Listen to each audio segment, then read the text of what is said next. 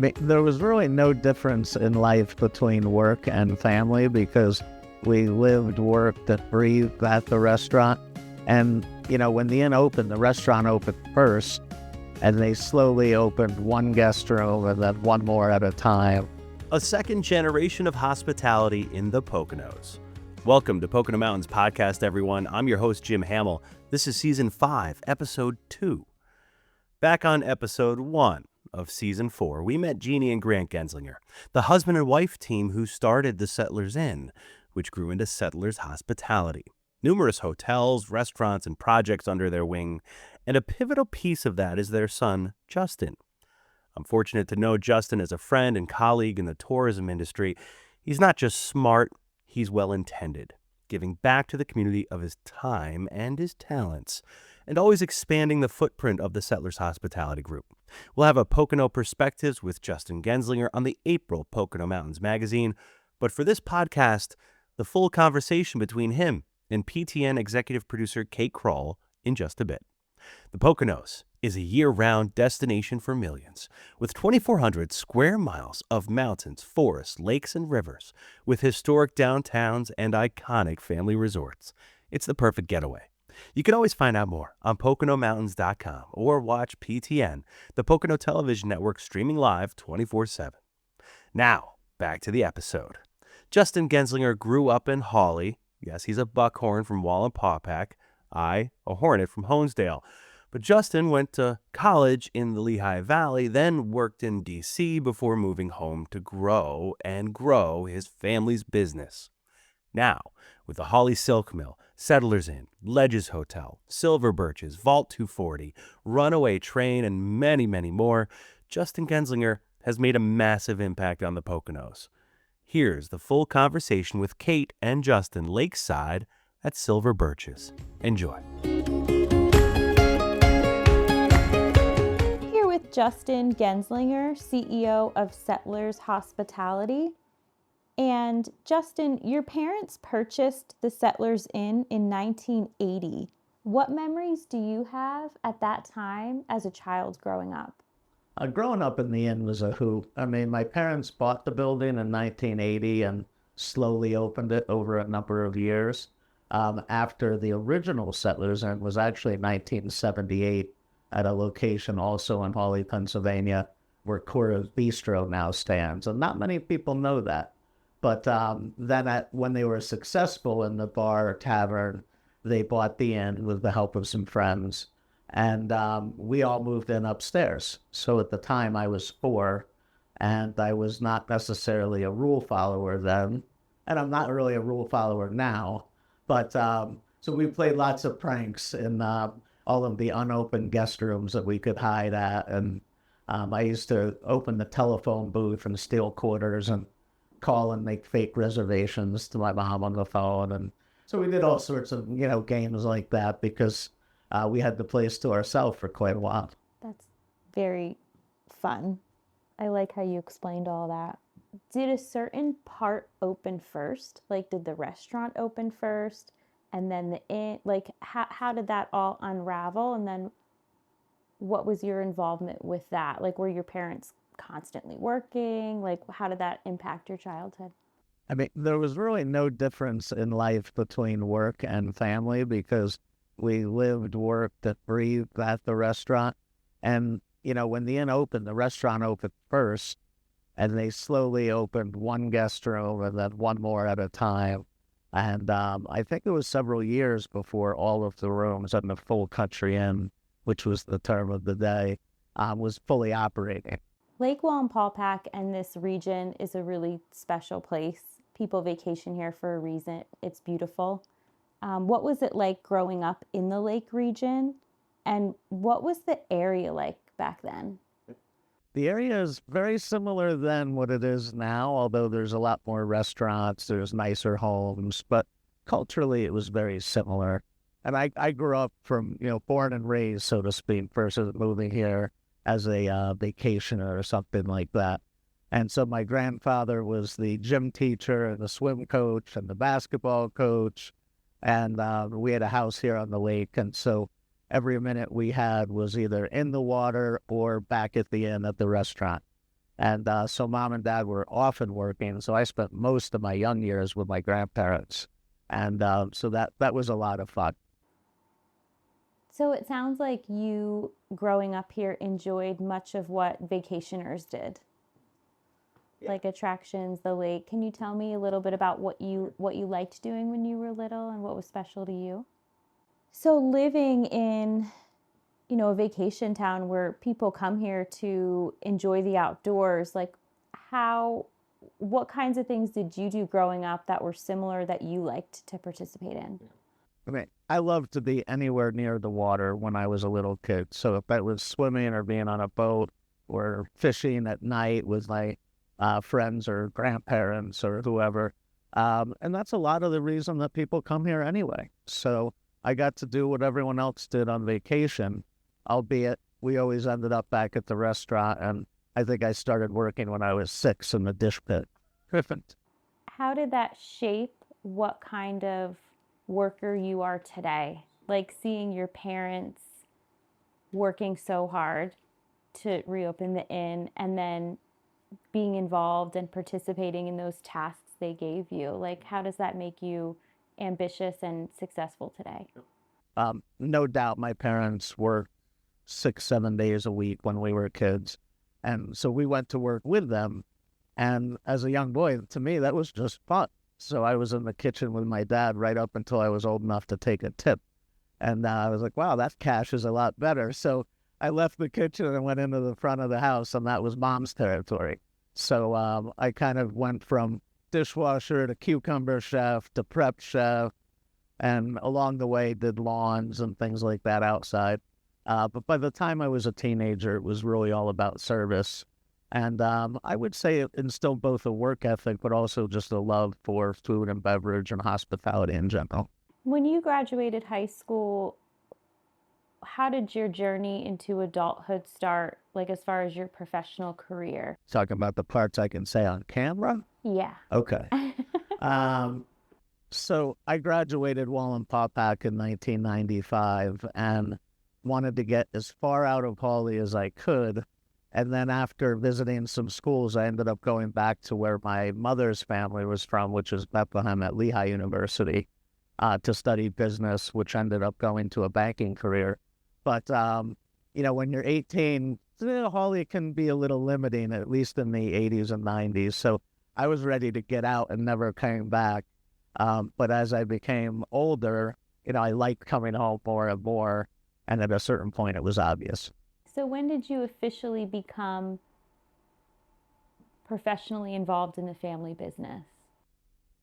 As an adult, I became involved in the family business not until 2010.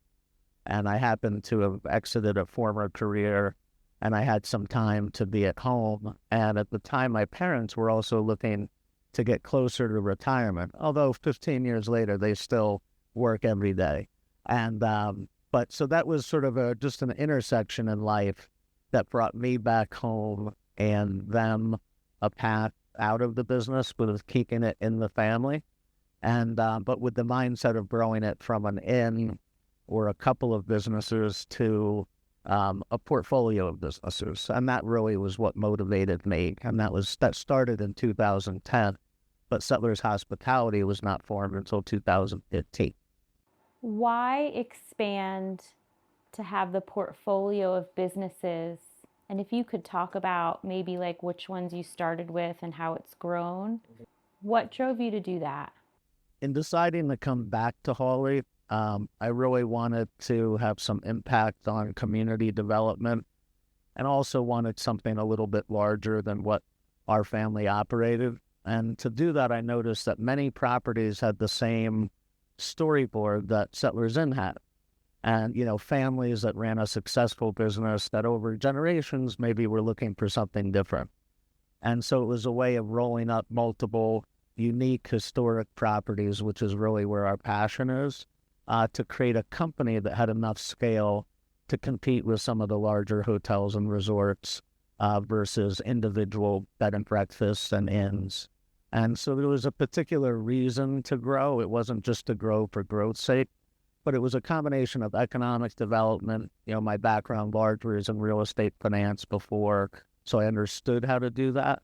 And I thought that we could do something unique in a hospitality group that was different than a lot of the modern sort of flag hotels, which not that there's anything wrong with, it's just not the product that we're trying to offer.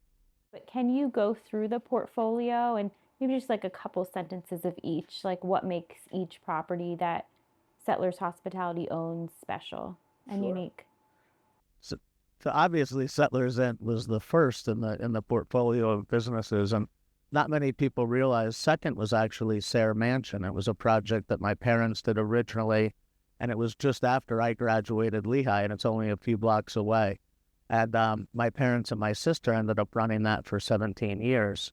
Our third property is now Ledges Hotel, and it was the first property I was actively involved in from an investor standpoint, but I was still working in a corporate career, so I wasn't really an operator. But I fell in love with the waterfall, the sort of contemporary nature of the design in an old factory setting. So it was our first like contemporary boutique property by design, which fell in line with my style. And so that brought us to three. And it was very shortly after that that we were approached by the Earhart family, who owned and operated this resort for 72 years on multiple generations, and actually before Lake Wallenpaupack ever even existed. And so we had an opportunity to join those families together. And, you know, they were looking for a new chapter, and we were looking to grow up to the lake. So then that became the next property. After that, we were looking more in the Scranton market, and one of our partners who we do a lot of construction with wanted to pursue a property what is now Hotel Anthracite. And that was our largest property at the time. And since Silver Birches has grown, and short-term rentals and other things is actually our largest today. And then most recently, we've added the Chestnut Inn, which brought us also from Pennsylvania to the Catskills.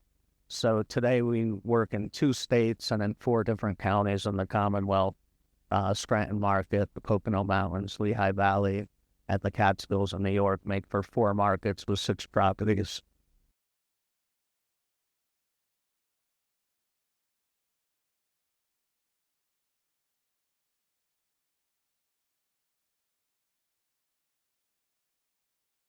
After completing Ledges, shortly after that, we were approached by the Earhart family that ran Silver Birches Resort as under the name Earhart's. But before that, Silver Birches was its original name with the family's great-grandparents. And so we brought back the original namesake for obvious reasons, and it was historically accurate. So that's what we have with Lake Wallenpaupack, and it gave us the waterfront. It gave us a resort property versus an inn or a hotel.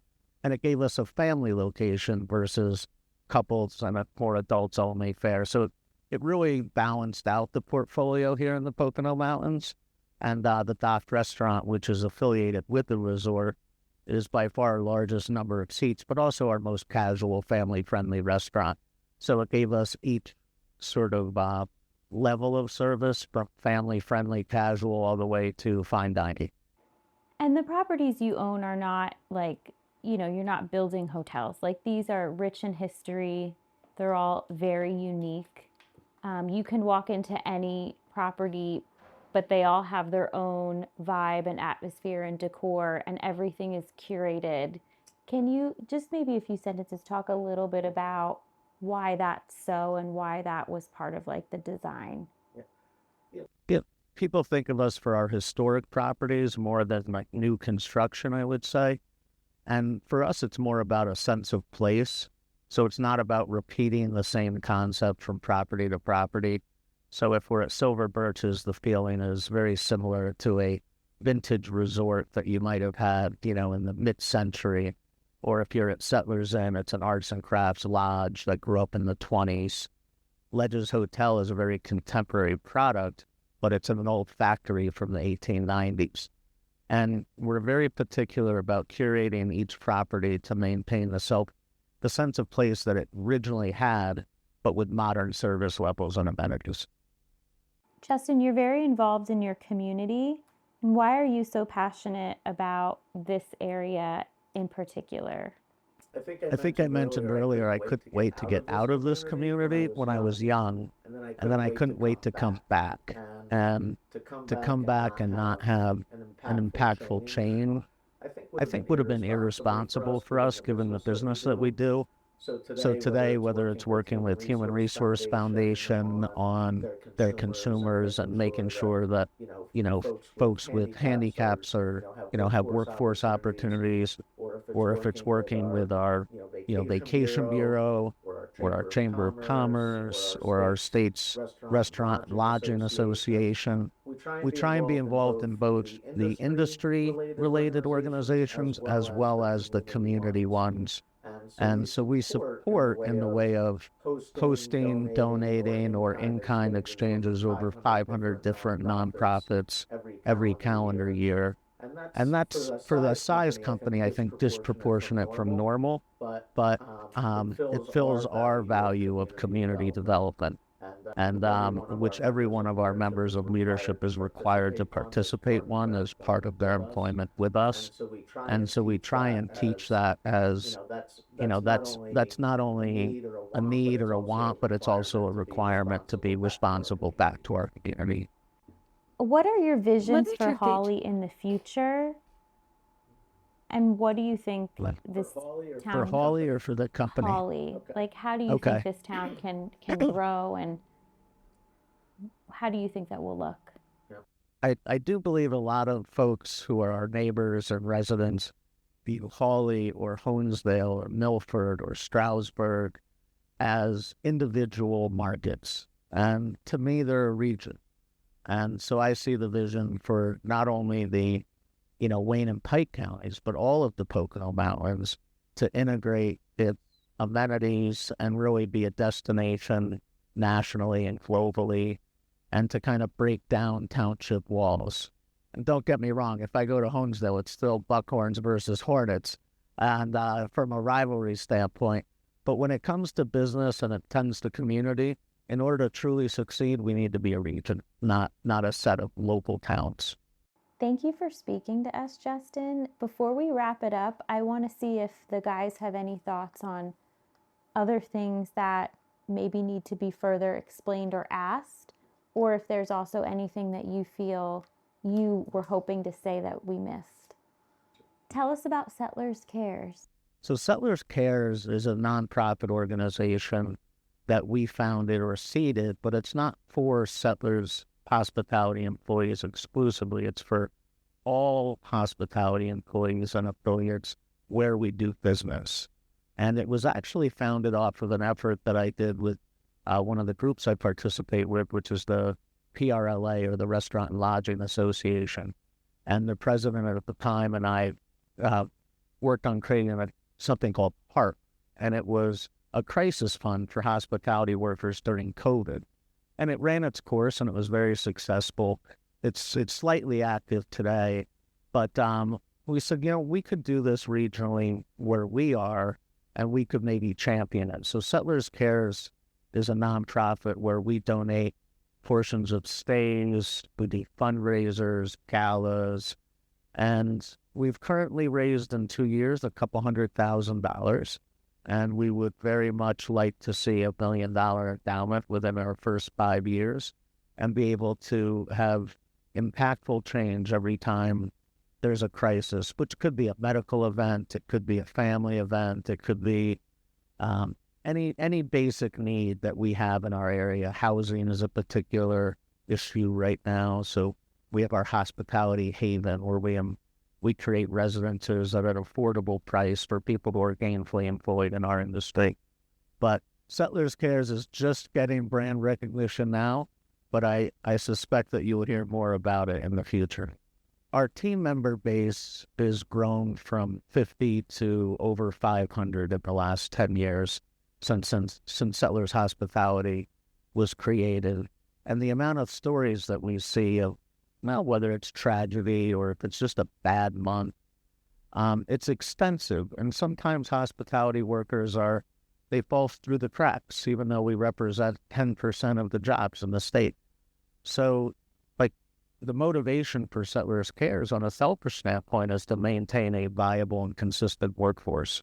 But the human element is about, hey, if somebody that you see every day is in a bad way, like how can we help them without just, the company giving money? Like how can the community rally around this, not just for our entity, but for all hospitality workers? And one day we'll get to that critical mass. So, Justin, you oversee a whole portfolio of businesses. Tell me a little bit about your personal life and how you find balance. I have a very understanding family, and we're very close despite the fact that work sometimes trumps. And when I moved back to the area, I was single, and I literally met the girl next door who was neighbors with my parents. And so we came together shortly after I moved home and obviously got married. And, our two kids, May and Elio, are one lives here locally and one is in college. But so we have a tight family, not necessarily a conventional family, and but it feels good. And they probably say the same thing about me that I would have used to say about my parents, which is you work all the time and this and that. But on that part of the family, the one I grew up with, myself and my two sisters and we all left to not come back and not be in this industry. And now we're all back, and two of us work in the company and the other one works in our hotel association, and all live here in town. So one way or the other, it comes around and goes around. So we'll see. Justin Genzlinger and Settlers Hospitality. Head to PoconoMountains.com to learn more. Thanks for listening to Pocono Mountains Podcast. We'll have a new episode each week, highlighting lots of the fun things you can experience while you're visiting the Poconos. Subscribe and leave a review and or comment on whatever platform you listen. Pocono Television Network is everywhere you are, including broadcast, cable, and streaming. Download the free PTN app on Roku, Fire TV, Apple TV, and iPhone, Android, Google, and smart TVs. Or rescan and get the PTN digital signal in Philly, Harrisburg, Baltimore, and Scranton-Wilkes-Barre. Or if you're on cable, PTN is on Blue Ridge, Service Electric, and more, where you can watch PTN, the Pocono Television Network, anytime at PoconoTelevision.com. We're back. Thanks for listening to Pocono Mountains Podcast. I'm Jim Hamill. Now for a Pocono Mountains Podcast Extra. Some 5 years ago now, we saw the resiliency of the Poconos firsthand when the global pandemic changed the way we do business. Settlers Hospitality is known for innovation and adaptive reuse, and Grant and Justin jumped into action back in 2020 to make alfresco dining something of a priority with Grant's Woods. Here's a live segment we aired on PTN back then. Enjoy. Hello, everyone, and welcome to what is now Grant's Woods. It's the very latest addition to the Settlers Inn here in downtown Hawley, Pennsylvania.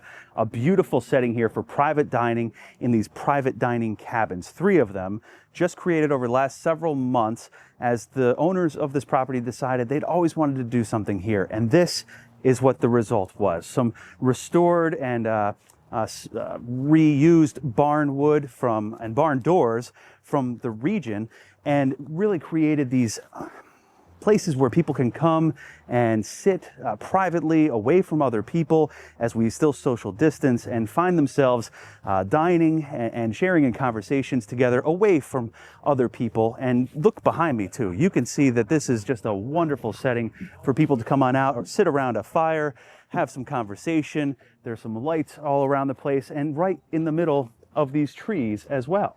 So we'd like to have a little chat now with the owners of Settlers Inn, who have devised this wonderful place here, just a stone's throw away from the actual Settlers Inn. Guys, this is pretty awesome. Hey, Jim, how are you? I'm well. Thank you again for having us.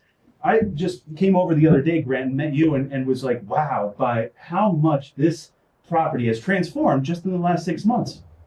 It's true, and because of the arrival of the pandemic, trying to reinvent outdoor dining, Justin's team met and created this concept of having outdoor picnic in the woods along the Lackawaxen River as an additional option for a dining experience. Yeah. And it's coming out really nicely, and we think there's some interesting and kind of out of the box, quirky stuff going on here, if you will. Quirky stuff. That's our new tagline. I love it. I love it. And this was really a vision that you had in your mind, but then you had to put, this was unused property, rustic as it was. And then you had to put people to build these tables that we are even sitting at right now. I will say that even from a child growing up here, these woods were underutilized in terms of having 2,000 feet of frontage on the Lackawaxen River.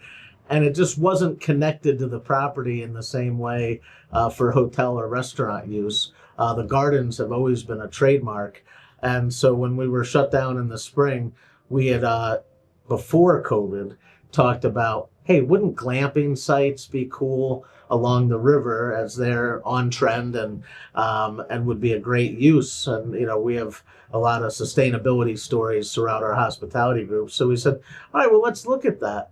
And then when we were shut down and we had to spread dining, and we kind of put it all in a pot and said, let's take that same glamping idea, build the cabins that are not fully enclosed, and look at them as a creative way for private dining, but still have that feel like you're camping, but in a pretty nice setting. So we have over 12,000 man hours into creating Grants Woods in the March, April, May timeframe. And we opened up here in July for the dining aspect, and we still have quite a bit to do. But we've built the cabins, we have the dining, the fire pits, and we're adding some sculpture and artwork. We're adding some hammocks from a local quarry. We've done some pretty cool cutout bluestone tables and benches, some reclaimed steel for the fire pits, and we're going to be building an outdoor demonstration kitchen for next that'll be put to use for next season, that we'll be building this fall, along with the glamping sites that we originally hoped for.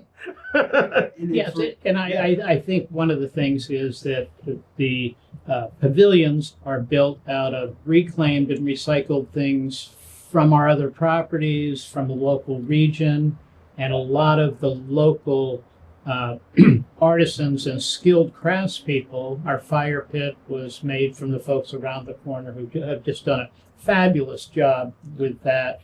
The bluestone tables and benches from a shop in stone. So reaching into the local community for the skill sets of art and the creativity has been really a lot of fun. So we have doors from a riding stable from the 1800s. We've got barn wood. We've got remnants from our silk mill roof. And we actually have 4 centuries of reclaimed wood in this one table cabin. Wow. We have the posts here from a pre-colonial barn that was taken, that was put up in 1760.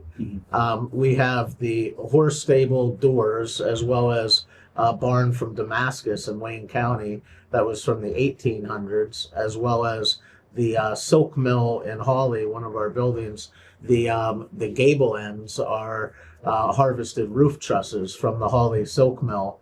And, that's all from the 17 and 1800s. And then we have reclaimed wood that we've used in other projects going back into the 1900s.